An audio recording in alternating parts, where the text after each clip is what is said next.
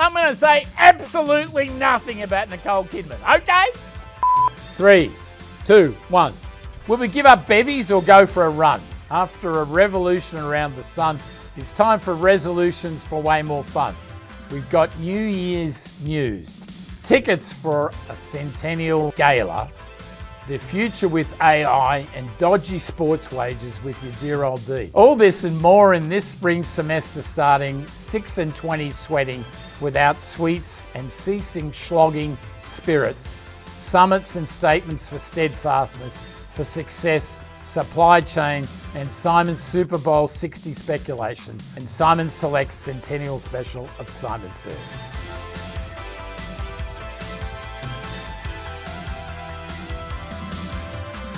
What's new in the new year, viewers? I hope your 2026 started off with a bang, and I promise we'll make sure your dry January is anything but dry.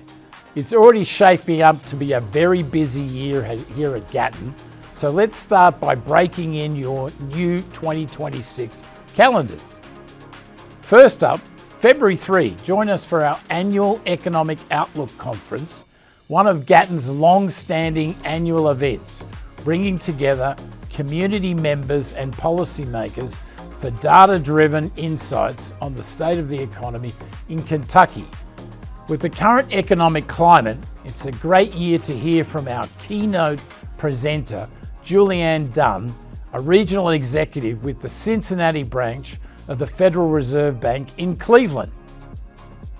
Next up, March 24 is Gatton's Supply Chain Forum, which focuses on real-world supply chain challenges, emerging trends and best practices across logistics and operations industries, to name a few.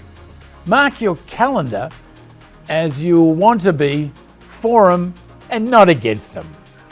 In closing out January, Gatton's second ever Leadership Week is underway. The inaugural event was such a success, we're bringing leadership back.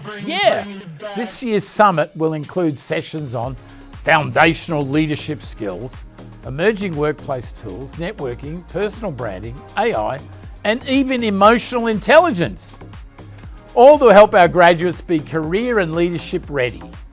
A huge shout out to our very own Shantae Phelps for all of her hard work making this an event such a wonderful success. And the end of January means it's almost time for the Super Bowl.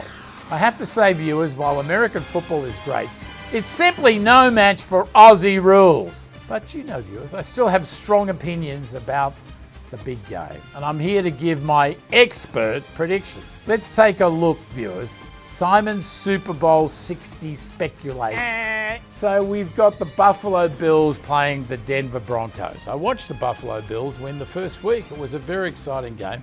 And their quarterback is extraordinary. When the going gets tough, he gets going. Buffalo Bills by 6. Let's pick the Buffalo Bills. Next up, we have the Houston Texans and the New England Patriots. Now, the New England Patriots seem to be in the playoffs every year, but they've been dormant a few years. Made a big comeback. And the Houston Texans have promised so much, so many times, and not delivered. So this could be a really interesting game. I'm going to go for a very close game and pick New England. Then we've got San Francisco 49ers versus Seattle Seahawks. The 49ers did really well again in the playoffs in a very close game. Shout out to Dilmahan, one of our alums in San Francisco. He's a 49ers fan and loves his football. I'm going to pick the 49ers. You and I'll be very happy, mate, when they pull that off. And then finally, we got the Chicago Bears versus the LA Rams. What a game with the Chicago Bears. They scored more than 20 points in the last quarter. It was amazing. So I think they're going to have a bit of a letdown after that, and I'm going to pick the LA Rams. Oh, and then we have to pick I'm going to pick the whole 9 yards. Oh, this is scary. So I'm going to pick the Bills. Nothing beats experience. I'm going to pick the 49ers. Sentimental favourites. And then I'm going to pick the 49ers. Shite. Oh, I see. That's part of the deal. Here we have it, folks. I'm predicting the San Francisco 49ers to win the Super Bowl. Look at that. That's very cheesy. And viewers, from giving up eating big bags of chips to becoming a big bag of chips. Without further ado, I know you've been dying to hear about your dear old Dean's New Year's resolutions. Love it or hate it, AI is here to stay, okay? So my 2026 resolution is all about making AI a relevant and useful tool to faculty, staff and students here at the Gatton College. What do you call an AI tool that's always right? And know-it-all algorithm. Really? That's a new low for me, viewers. And that's a perfect segue into our plans for how Gatton will strategically use AI as a tool in our classrooms, research and operations.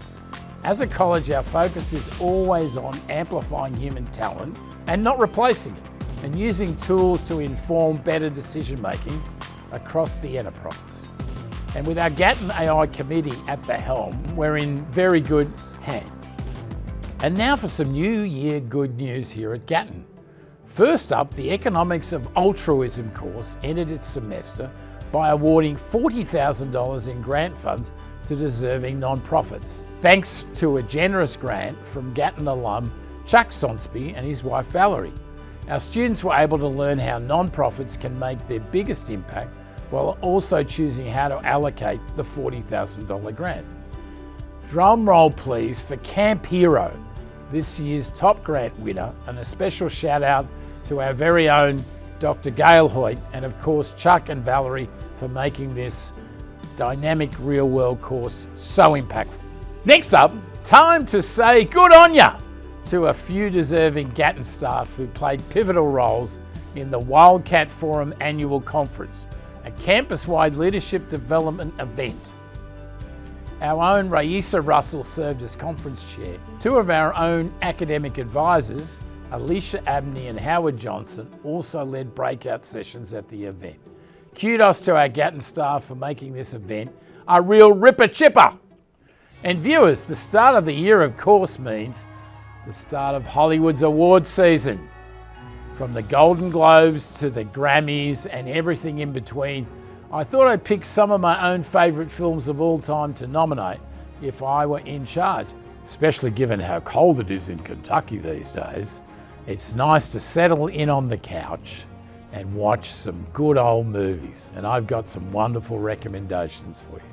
At number one, it was really a tough choice. I think I'm going to choose The Castle. The story is about a family that has a house literally next to the airport, the International Airport in Melbourne, and the government wants to compulsorily acquire the house. So they take this all the way to the Supreme Court and win a judgment in their favour. Sometimes the good guys win. So The Castle is definitely 5 stars out of 5. Another classic from the 1980s is a film made in Melbourne called Malcolm. It was filmed right near where I was living at the time as a graduate student. And Malcolm's a bit of a genius. He works for the tramways in Melbourne, and without giving too much of the story away, he takes in a boarder or a lodger who's just gotten out of prison, who's a bank robber, and together they rob banks. It's a brilliant film. I would rate that 5 out of 5. Now, getting serious, there's a Vietnam War film from Australia, a very Australian perspective, from a soldier's perspective, called Odd Angry Shot. And what sets this apart is you get a real sense of what it was like to be a soldier in the Vietnam War. So it's not one of these fairy tales where the hero saves everybody at the end. I suggest you watch that. I rate that 5 stars out of 5. And then everybody's heard of Baz Luhrmann, that famous Australian director for Moulin Rouge fame. His directorial debut was in a film called Strictly Ballroom. I give that 4.5 stars out of 5. I can't go past Kenny. How can you describe Kenny? One of my favourite scenes is Kenny has a bit of a difficult father, and Kenny says to his brother, you know, Dad had an emotional bank account, but he only deposited 2 cents in the account. I give that one 4.5 stars out of 5. And then I've got to include a non-Australian film on the list called A Good Year, starring Russell Crowe. And viewers, he's not from Australia, he's from New Zealand, okay? And he plays an absolute workaholic that hasn't had a holiday in 20 years. And he decides that it's not too late to change his life after meeting a beautiful woman and get some balance in his life. Sounds like a bit of a good plan, don't you think, viewers? And I'll give that one 5 stars out of 5. Follow me on Letterboxd for more.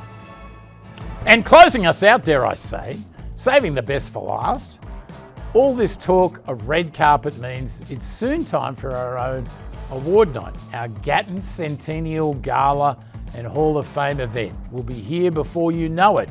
Friday, April 17, viewers. Mark your calendars. And this just in, ticket reservations are now live. You won't want to miss our star-studded blue carpet gala and celebrating century of academic excellence here at Gatton, alongside our soon-to-be newly minted Hall of Famers. Come and enjoy live music, great food, very nice wine, including some of those from Australia, and a live auction for some amazing items and experiences. Stay tuned for some sneak peeks soon. One of the items is dinner with me. Second prize is 2 dinners with me, and third prize is 3 dinners with me. And with that, cheers to a happy and prosperous 2026. I look forward to connecting with you soon, and until next month, be well and go Cats.